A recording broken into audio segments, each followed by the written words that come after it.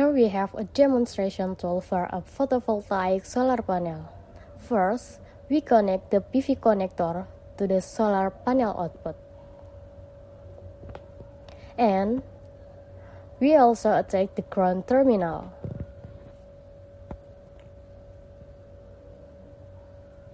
Next, we connect it to a voltage source for the dimmer lamp.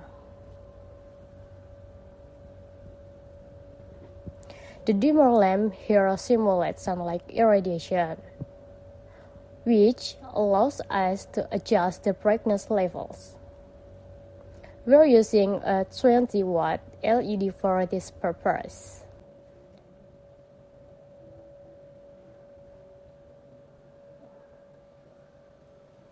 Now, we can observe the voltage characteristic of the solar panel by connecting the output terminal to a voltage meter.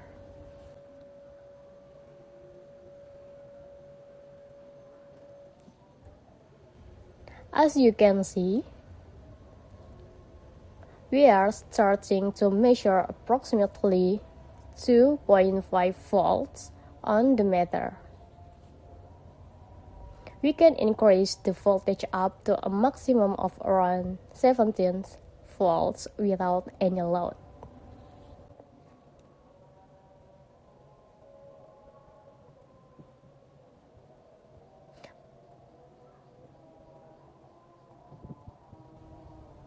Moving on, after measuring the voltage on the solar panel, we will proceed to the next experiment.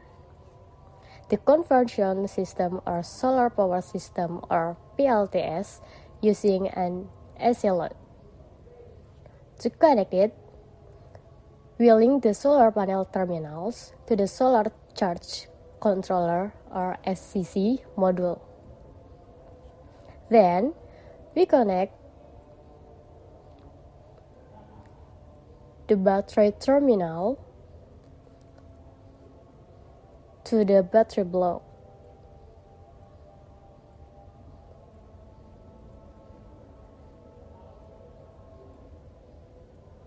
Ensuring we pay attention to the polarity,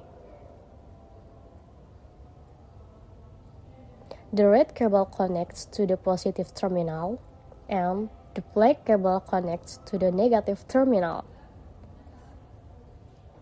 Next, we connect the battery ground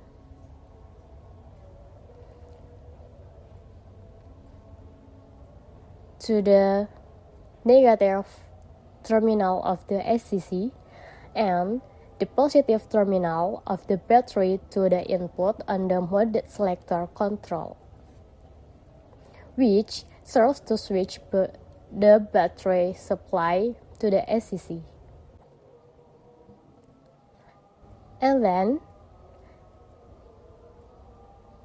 the output terminal from the SCC are then connected to the DC inverter, like this. It's important to note that the battery supply connects positively to the SCC, while the negative terminal of the battery also connects to the SCC. And then, we link it to the AC load through the inverter's output to the AC voltmeter.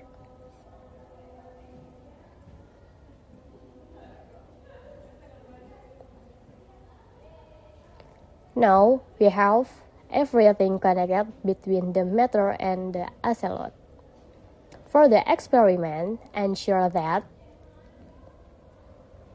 the terminals or switches on the AC load and AC voltmeter are in the off position before turning on the SCC. This means that the battery supply is entering the SCC, and here we can measure the battery condition, which is around 12.8 volts in standby mode. If the battery voltage drops below 11.8 volts, it needs to be charged. Continuing, we can now turn on the meter, and it shows that the AC voltage generated by inverter model is approximately 200 volts. 30 volts. To activate the AC load, we switch on the AC load switch, which shows 12 volts with a power consumption of 2.178 watts.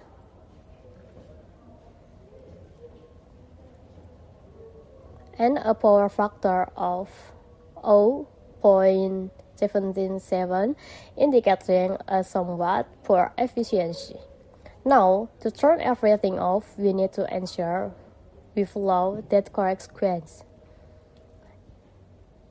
If we wish to proceed to the next experiment, let's prepare for the DC experiment. First, we disconnect the terminals from the AC setup, and then we can move the load terminals from the ACC in here.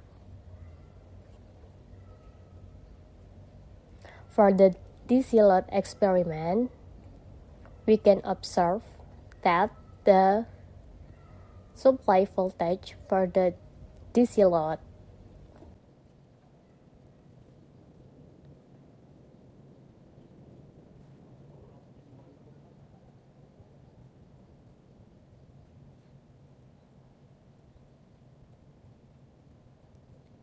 is 17 volt with a current of 166 milliamps. To turn it off, we can simply switch off the meter. Okay, and while you're at it, let me give you a quick tutorial on how to charge the battery.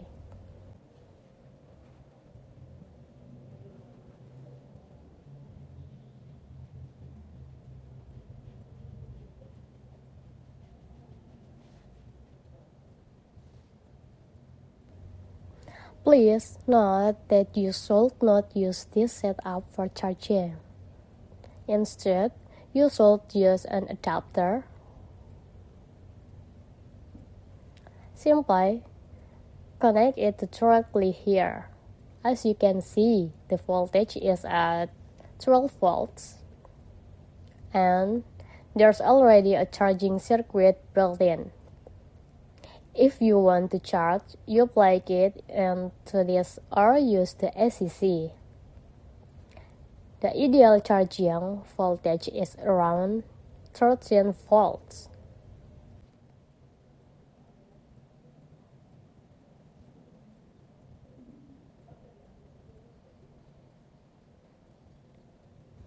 Okay, that's all cover it.